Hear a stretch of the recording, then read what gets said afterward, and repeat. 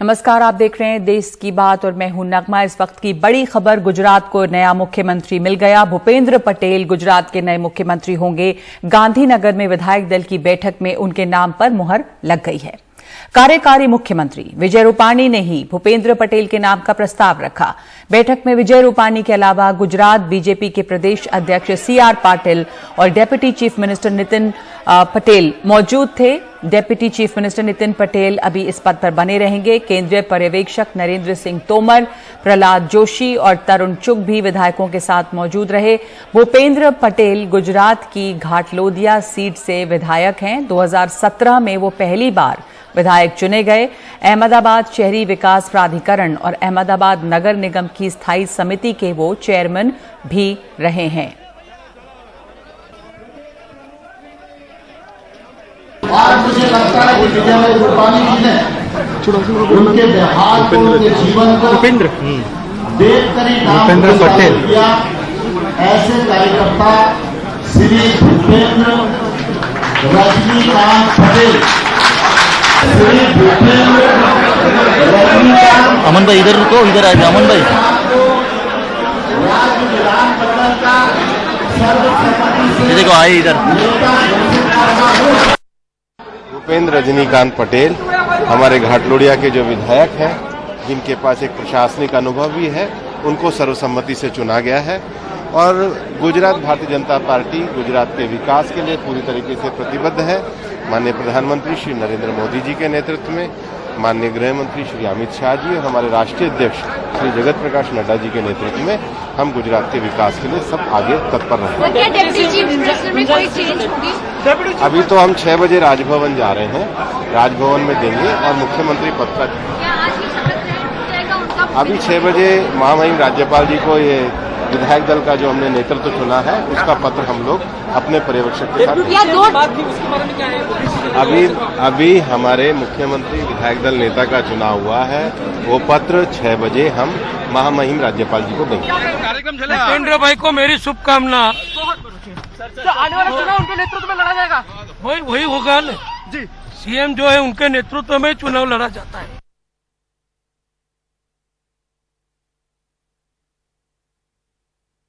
Bharatiya Janata party हमारे शीर्ष नेतृत्व ने ये जो निर्णय लिया है, भूपेंद्र भाई सक्षम है और आने वाले चुनाव उनके नेतृत्व में अवश्य भारतीय जनता पार्टी अच्छी तरह से जीतेगी, ये हमें सबको पूर्ण विश्वास है। हमारी गुजरात में भारतीय जनता पार्टी हमारे कार्यकर्ताओं को जवाबदारी देती है और भूपेंद्र भाई एक ऐसा सरल इंसान है, सर्वे लोगों को साथ में लेकर चलने वाला इंसान है। ऐसे इंसान को हमारी भारतीय जनता पार्टी ने जिम्मेदारी दी, हमें कोई कमी नहीं है। जरूर आज गुजरात में हमारे विधान पक्ष का नेता के स्वरूप में भूपेंद्र भाई पटेल का सिलेक्शन हो गया है। मुख्यमंत्री तरीके उनका अलाउंस हो गया है। तो आने वाले दिनों में गुजरात उत्तम से सर्वोत्तम होगा और आने वाला हर चुनाव भूपेंद्र भाई पटेल की आगेवानी में हम लोग जीतेंगे।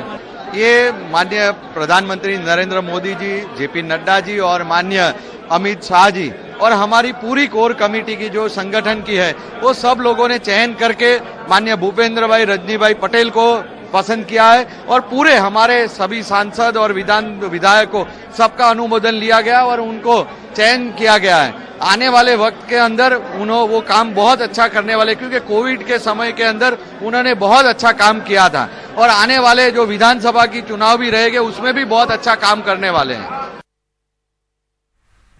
हमारे साथ इस वक्त मौजूद है मेरे सहयोगी अखिलेश शर्मा।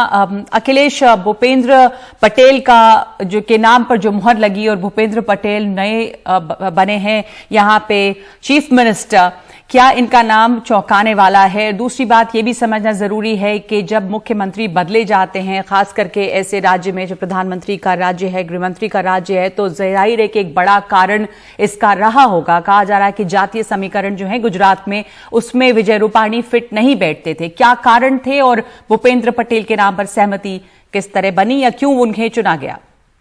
देखिए, पहली बात तो ये बिल्कुल स्पष्ट है नगमा की भूपेंद्र पटेल का नाम जो है वो चौंकाने वाला नाम है, क्योंकि जो नाम चल रहे थे उनमें इनका नाम कहीं भी नहीं था। दूसरी बात ये कि ये पहली बार विधायक बने हैं, 2017 में पहली बार विधायक बने। अभी तक इनका कोई प्रशासनिक अनुभव नहीं है, किसी मंत्रिमंडल में नहीं रहे, कभी उन्होंने कोई पद नहीं संभाला। कुछ बोर्ड कॉर्पोरेशन वगैरह में जरूर उन्होंने जिम्मेदारी संभाली है, लेकिन प्रशासनिक अनुभव करीब करीब उनका शून्य ही माना जाएगा। ये बात जरूर है कि 2017 में जब वो जीते थे, सबसे ज्यादा मार्जिन से जीते थे, 1,17,000 वोट से घाटलोदा सीट से जीते थे, जो कि आनंदीबेन पटेल की सीट थी। और आनंदीबेन पटेल के विश्वस्त माने जाते हैं, पटेल है, इसलिए भी शायद इनको चुना गया है क्योंकि बीजेपी को जाति समीकरण साधना था। दूसरा कारण यह है कि जब विजय रूपाणी को हटाया गया, वो भी एक चौंकाने वाला फैसला था, लेकिन बीजेपी को यह लग रहा था कि जिस तरह का कुप्रबंधन हुआ कोरोना को संभालने में, उसके लिए निश्चित तौर पर जिम्मेदारी विजय रूपाणी की बनती थी, और यही शायद एक कारण रहा है जिसके चलते उनको हटाया गया। अब चुनाव में करीब 1 साल का ही वक्त बचा है। ऐसे में जो नए मुख्यमंत्री बने हैं, इनके सामने चुनौती यही होगी कि प्रशासन पर अपनी पकड़ को मजबूत करें और साथ ही बीजेपी को वो फिर से जितवाए, क्योंकि सब जानते हैं कि गुजरात जो है वो बीजेपी का गढ़ है, प्रधानमंत्री गृह मंत्री यहीं से आते हैं। तो ऐसे में बीजेपी कोई भी जोखिम मोल नहीं लेना चाहती है गुजरात को लेकर। और ये पटेल वोट्स बहुत अहम है, वहां पर पाटीदारों का वोट अहम है, उसमें अब इनका चुना जाना भूपेंद्र पटेल का इस समीकरण में बहुत फायदेमंद होगा। और कैसे विजय रूपाणी जो है वो इसमें बिल्कुल फिट नहीं बैठ रहे थे जातीय समीकरण में। बड़ी वजह क्या यही थी कि जातीय समीकरण में वो फिट नहीं बैठ रहे थे, और जिस तरह से नेतृत्व परिवर्तन हुआ है, उससे सेंट्रल लीडरशिप की जिस तरह की पकड़ है राज्यों पर, वो भी सामने आ रहा है। जब आनंदीबेन पटेल को हटा करके विजय रूपाणी को बनाया गया था, तब भी विजय रूपाणी का फैसला चौंकाने वाला था, क्योंकि तब माना जा रहा था कि पटेल को हटाकर पटेल बनेंगे, यानी नितिन पटेल का नाम तब तय माना जा रहा था। आखिरी मौके पर बीजेपी ने विजय रूपाणी का नाम आगे कर दिया। तब भी यही चर्चा हुई थी कि शायद जो पटेल समुदाय वो इससे नाखुश होगा, और इसीलिए संतुलन बैठाने के लिए नितिन पटेल को उप मुख्यमंत्री पद की जिम्मेदारी दी गई थी। लेकिन विजय रूपाणी को बनाने का फैसला शायद ठीक नहीं रहा। वो अगले साल हुए विधानसभा चुनाव में, यानी 2017 में ही पता लग गया, जो बीजेपी की सरकार चाहे बन गई, लेकिन पहली बार उनकी संख्या जो थी वो 2 अंकों में आई, 99 सीटें ही बीजेपी जीत पाई थी। तो ऐसे में बीजेपी को समझ में आया कि शायद जातीय समीकरणों को इग्नोर करना, नजरअंदाज करना उनके लिए ठीक नहीं होगा, और इसीलिए फैसला किया गया कि अब पटेल को ही जिम्मेदारी सौंपी जाए। हम सब जानते हैं कि जो पृष्ठभूमि है बहुत स्पष्ट है। जी, हार्दिक पटेल का आंदोलन लंबा चला, पाटीदार आरक्षण का आंदोलन इतना लंबा चला, और इसी के चलते एक के बाद एक ऐसी परिस्थितियां बनती गई कि बीजेपी के लिए बहुत मुश्किल था पटेलों को इग्नोर करना। जैसा आप कह रहे थे कि इनका नाम चौंकाने वाला है, अगर पटेल किसी पटेल को ही मुख्यमंत्री बनाने की बात थी, तो जो डेप्यूटी चीफ मिनिस्टर हैं उनका भी नाम सामने आ रहा था और दौड़ में था कि नितिन पटेल बन सकते हैं। कहा जा रहा था मनसुख मंडाविया भी जो हैं उनका भी नाम है, वो पाटीदार समाज से हैं। तो आपका क्या विश्लेषण है कि क्या वजह रही होंगी कि पहली बार विधायक बने 2017 में भूपेंद्र पटेल, वो इन नामों पे हावी रहे? देखिए, साफ संकेत मिल रहा है पिछले 7 वर्षों में नगमा की जो केंद्रीय आलाकमान है उसकी पकड़ पार्टी पर ज्यादा मजबूत होती जा रही है। अब राज्यों में कोई भी ऐसा मुख्यमंत्री नहीं है जिसको योगी आदित्यनाथ को या शिवराज सिंह चौहान को छोड़ करके जिसको कहा जा सके कि वो कल से नेतृत्व को चुनौती दे सकते हैं। तो ऐसे में इसी तरह के जो नेता है, जो ज्यादा चर्चा में नहीं रहते हैं, जो बीजेपी के सामान्य कार्यकर्ता है, कोई हाई प्रोफाइल नहीं, जिसका बहुत बड़ा कोई मास बेस नहीं है, उनको ये जिम्मेदारी सौंपी जाए, और मुझे लगता है कि उसी कड़ी में ये फैसला किया गया है। दूसरी बात ये भी अब देखने में आएगी कि जब मंत्रिपरिषद का गठन होगा, उसमें भी जो वरिष्ठ नेता है, वरिष्ठ मंत्री, मुझे लगता है कि उनको अब दरकिनार कर दिया जाएगा और नए चेहरे को, नए युवाओं को, इस सबको मौका इसमें दिया जाएगा ताकि बीजेपी गुजरात में एक नई टीम खड़ी कर सके। जी, धन्यवाद आपका अखिलेश। आपने जैसा बताया कि एक तरह से जो केंद्रीय नेतृत्व है उसकी पकड़ मजबूत है, कितनी मजबूत है वही इस चीज को दर्शाता है। जो नए मुख्यमंत्री का चुनाव है, ये ऐसे लोगों को आगे लाया जा रहा है जिनकी खुद राज्य में पकड़ बहुत मजबूत नहीं है, ताकि केंद्रीय नेतृत्व को कोई चुनौती नहीं दे सके। और भूपेंद्र पटेल ऐसे ही नेता हैं, 2017 में पहली बार विधायक बने और इस समय वो गुजरात के नए मुख्यमंत्री हैं। जो पहले के अनुभवी नेता थे जिनके नाम चल रहे थे, उन्हें मुख्यमंत्री नहीं बनाया गया है। आप तस्वीरें देख रहे हैं, भूपेंद्र पटेल का नाम का प्रस्ताव रखा गया है। विधायक दल की बैठक में यह फैसला हुआ है। भूपेंद्र पटेल जो है वो अपना दावा पेश करने गवर्नर के पास गए हैं।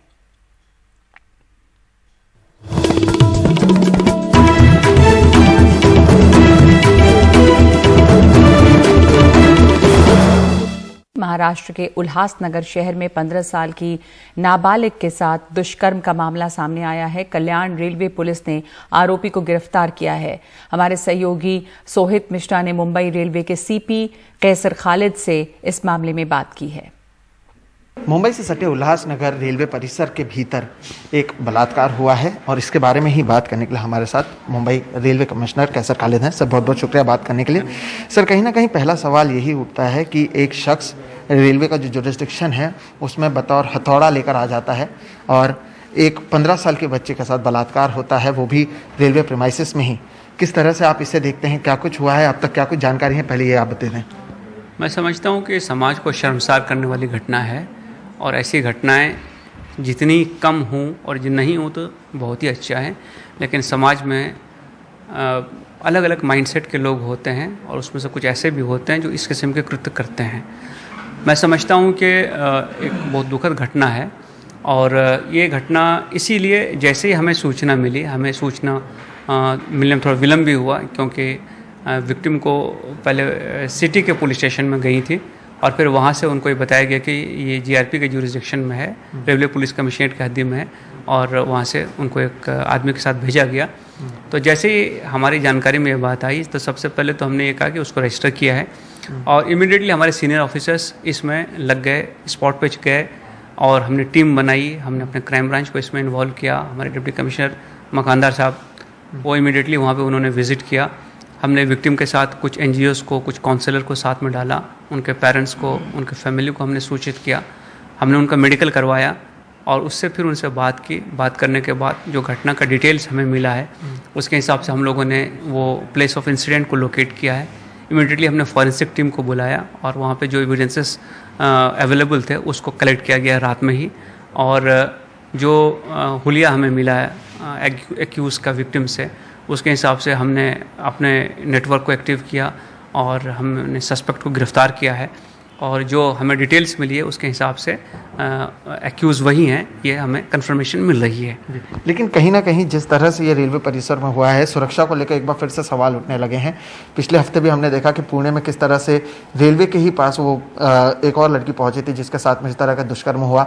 ये दूसरी घटना है एक हफ्ते के भीतर। सुरक्षा को लेकर ज़रूर सवाल उठ रहे हैं। सर, इसके लिए क्या कुछ किया जा सकता है? क्योंकि जो बताया गया, आपने ही बताया कि ना ही CCTV फुटेज था, ना ही वहाँ पर RPF मौजूद थे स्काई वॉक पर। तो इस तरह की घटना हो रही है और अगर जो आरोपी है वो खुद हथौड़ा लेकर पहुंच रहा है तो कहीं ना कहीं उसे भी पता है कि वहाँ पर किसी तरह की सुरक्षा नहीं है।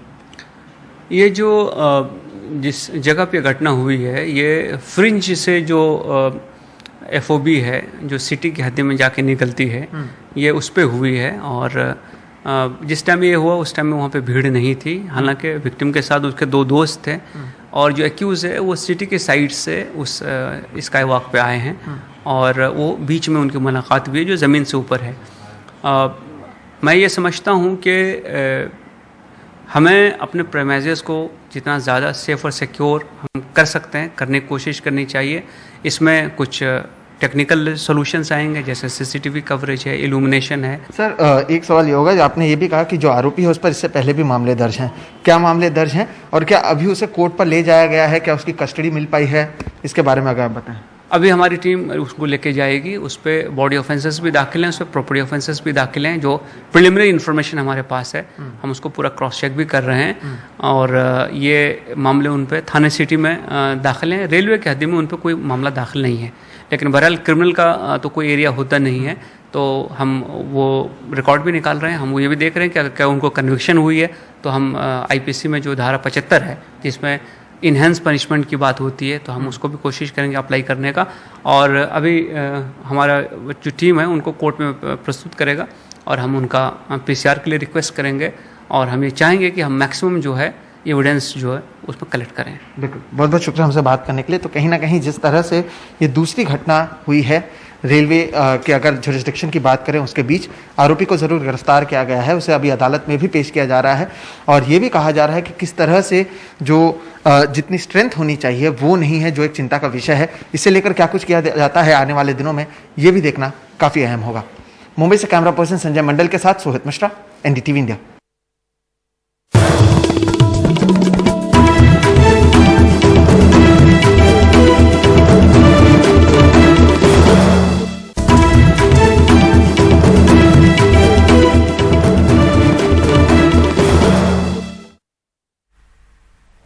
आज लोक जनशक्ति पार्टी के संस्थापक रामविलास पासवान की पहली पुण्यतिथि है। पटना में इस दौरान एलजेपी अध्यक्ष और उनके बेटे चिराग पासवान ने एक बड़े कार्यक्रम का आयोजन किया, जिसमें बिहार के सभी सियासी दलों के नेताओं को आमंत्रण दिया गया।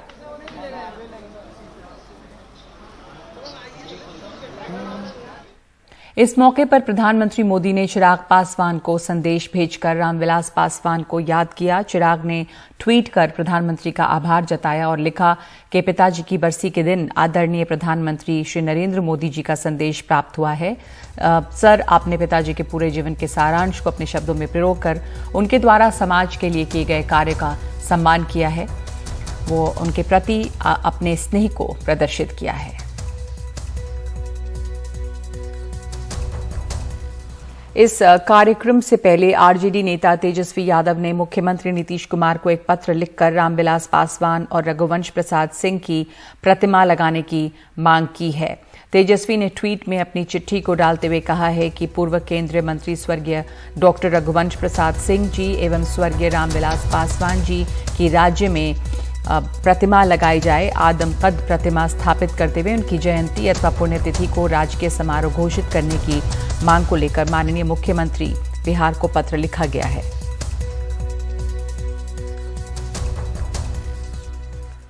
तेजस्वी यादव की इस मांग का बीजेपी के वरिष्ठ नेता और राज्यसभा सांसद सुशील मोदी ने समर्थन किया है। उन्होंने भी ट्वीट कर लिखा है कि पूर्व केंद्रीय मंत्री रामविलास पासवान ने बिहार के विकास और राष्ट्रीय राजनीति में जो बड़ी भूमिका निभाई, उसे देखते हुए पटना में उनकी प्रतिमा लगनी चाहिए।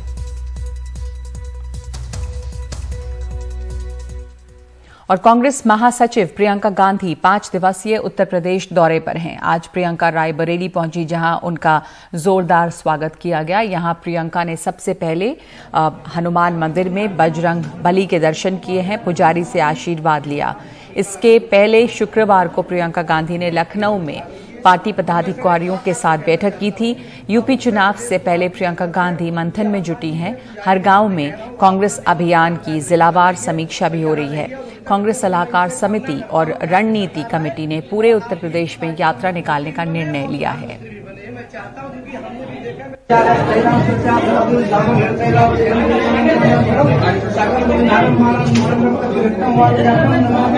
ये सर आप टीका लगा लीजिए, ये सब खा लीजिए। और मैं सर एक बात आपसे कहना चाहता हूँ, अब उत्तर प्रदेश को आपकी जरूरत है। ये हनुमान जी के पुजारी के नाते कह रहा हूँ, आप अपना निवास स्थान रायबरेली बनाइए और यहाँ रहिए। और उत्तर प्रदेश में मैं इनसे कामना करता हूँ कि आपकी सरकार आए और आप ही की पार्टी का मुख्यमंत्री भी बने और प्रधानमंत्री भी बने। मैं चाहता हूँ, क्योंकि हमने भी देखा, मैं पुजारी हूँ, मैं कोई पार्टी की बुराई नहीं कर रहा हूँ, लेकिन जितना अच्छा काम आपके परिवार ने किया, जो बलिदान ने किया है, कोई आज तक करता। कोई यहाँ प्रधान का पद नहीं, लोग हम देखते हैं कि छोड़ना चाहते हो। आपकी माता जी ने प्रधानमंत्री का पद ठुकरा दिया, बहुत बड़ी बात है। और कोरोना से मौत के मामले पर केंद्र ने एक हलफनामा दायर किया है कोर्ट में, जिसमें ये कहा गया है, ये डेथ सर्टिफिकेट जारी करने पर केंद्र का हलफनामा है। सुप्रीम कोर्ट से फटकार के बाद केंद्र ने यह हलफनामा दिया है। इसमें यह है कि कोविड मृत्यु प्रमाण पत्र के लिए दिशा निर्देश तय करने की बात कही गई थी। केंद्र ने यह कहा है कि आत्महत्या की स्थिति में कोविड मृत्यु प्रमाण पत्र नहीं दिया जाएगा। हत्या हादसा होने पर भी प्रमाण पत्र नहीं मिलेगा। आरटी-पीसीआर एंटीजन से निदान वाले मामलों पर विचार होगा। अस्पताल में डॉक्टर द्वारा निर्धारित मामले में प्रमाण पत्र मिलेगा। अस्पताल और घर में मौत को लेकर भी दिशा निर्देश तय किए गए हैं। एमसीसीडी सर्टिफिकेट में मौत का कारण लिखा होने पर प्रमाण पत्र मिलेगा। जहां पे ये नहीं है, वहां विवाद होने पर विशेषज्ञ समिति फैसला लेगी। सुप्रीम कोर्ट में मामले की अगली सुनवाई कल है।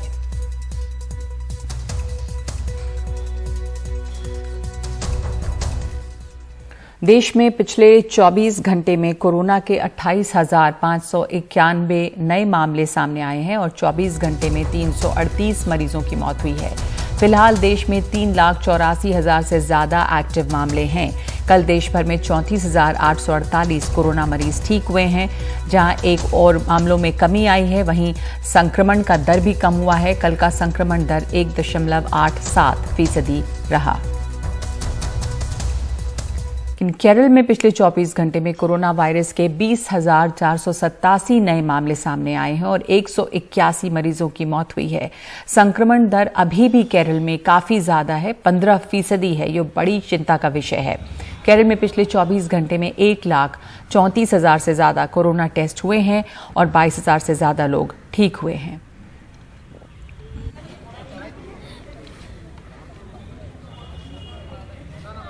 और अच्छी खबर यह है कि दिल्ली में बीते 24 घंटे में कोरोना के सिर्फ 22 केस सामने आए हैं। लगातार 5वें दिन कोरोना से किसी की भी मौत की कोई खबर नहीं है। कोरोना के सक्रिय मरीजों की संख्या 390 है, जिनमें 101 मरीज होम आइसोलेशन में हैं। दिल्ली में कोरोना से रिकवरी दर 98.22% है।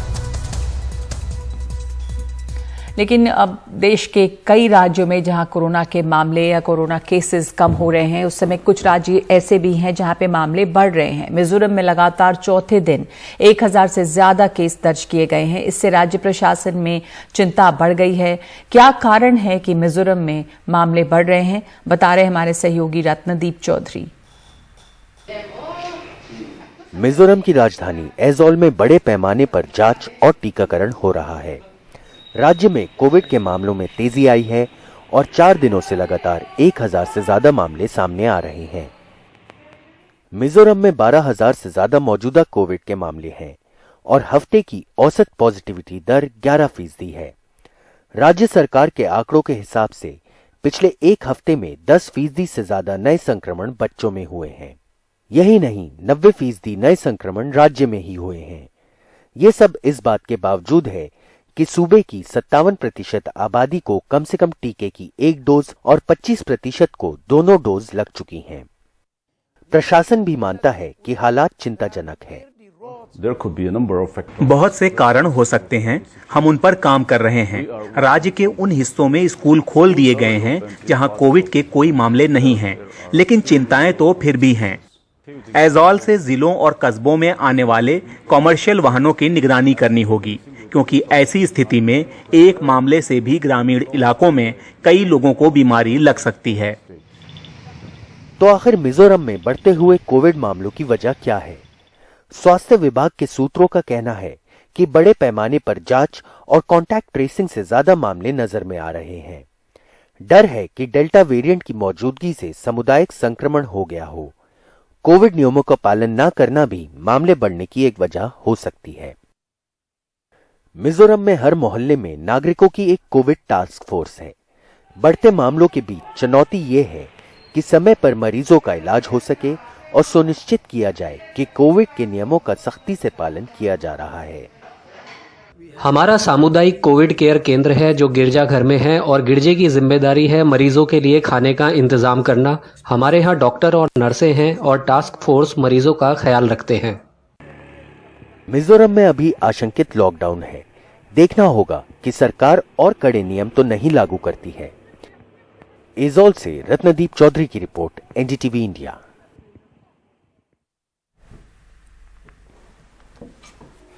और देश में पहली बार ड्रोन के जरिए कोविड टीके पहुंचाए गए हैं। ड्रोन उड़ाने के नियमों में नरमी आने के बाद तेलंगाना में शनिवार को ड्रोन के जरिए एक खेप वैक्सीन प्राथमिक स्वास्थ्य सेवा केंद्र पहुंचाई गई है। नागरिक उड्डयन मंत्री ने कहा है कि भारत दुनिया की ड्रोन राजधानी बनने की उम्मीद रखता है और इस टेक्नोलॉजी का कई क्षेत्रों में फायदा उठाया जा सकेगा। भारत में पहली बार एक ड्रोन ने कोविड के टीके पहुंचाने का काम किया। ये टीके 2 से 8 डिग्री के तापमान नियंत्रित डिब्बों में रखकर 3 किलोमीटर दूर तेलंगाना के विकाराबाद जिले के एक प्राथमिक स्वास्थ्य केंद्र पहुंचाए गए। इस मशीन ने जहां तक दिखाई देता है उससे दूर, यानी beyond visual line of site की अपनी पहली उड़ान के जरिए 9 मिनट में कामयाबी के साथ टीके पहुंचा दिए। डेटा लॉगर से हमें पूरी जानकारी मिली।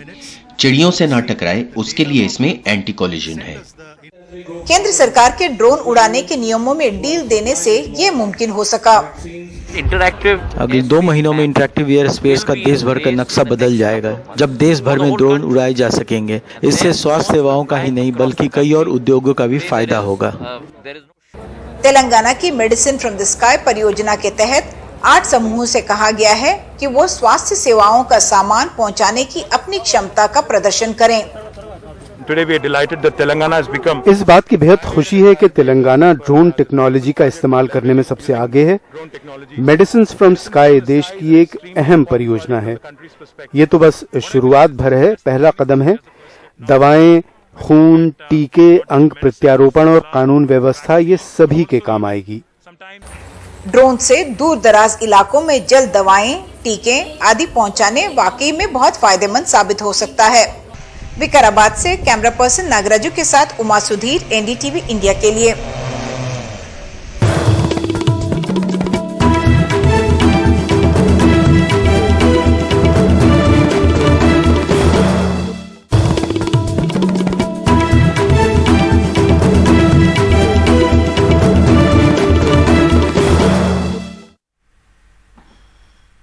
अगस्त 2020 में कोझिकोड में हुए विमान हादसे पर विमान दुर्घटना जांच ब्यूरो यानी AAIB की रिपोर्ट आ गई है। 257 पन्नों की रिपोर्ट में कहा गया है कि पायलट का SOP को पालन नहीं करना हादसे की वजह हो सकता है, लेकिन तकनीकी खामियों को भी रिपोर्ट में अनदेखा नहीं किया गया है। पिछले साल 7 अगस्त को एयर इंडिया एक्सप्रेस का B737-800 विमान केरल के कोझिकोड हवाई अड्डे पर रनवे से बाहर निकलकर हादसे का शिकार हुआ था। दुबई से आ रहे इस विमान में 190 लोग सवार थे। हादसे में विमान के दोनों पायलट समेत 21 लोगों की मौत हुई थी, जबकि कई लोग इसमें घायल हुए थे। और काशी विश्वनाथ कॉरिडोर के निर्माण के दौरान कल रात एक बड़ा हादसा हो गया। मालवाहक गाड़ी से शीशा उतारते समय कुछ मजदूर नीचे दब गए। जिला प्रशासन के मुताबिक हादसे में एक मजदूर की मौत भी हुई है, एक मजदूर जख्मी है। घटना की सूचना पाकर आला अधिकारी मौके पर गए। सभी घायलों को कबीर चौरा स्थित मंडलीय अस्पताल में भर्ती कराया गया है। हाल के महीनों में काशी विश्वनाथ कॉरिडोर में ये दूसरा हादसा है।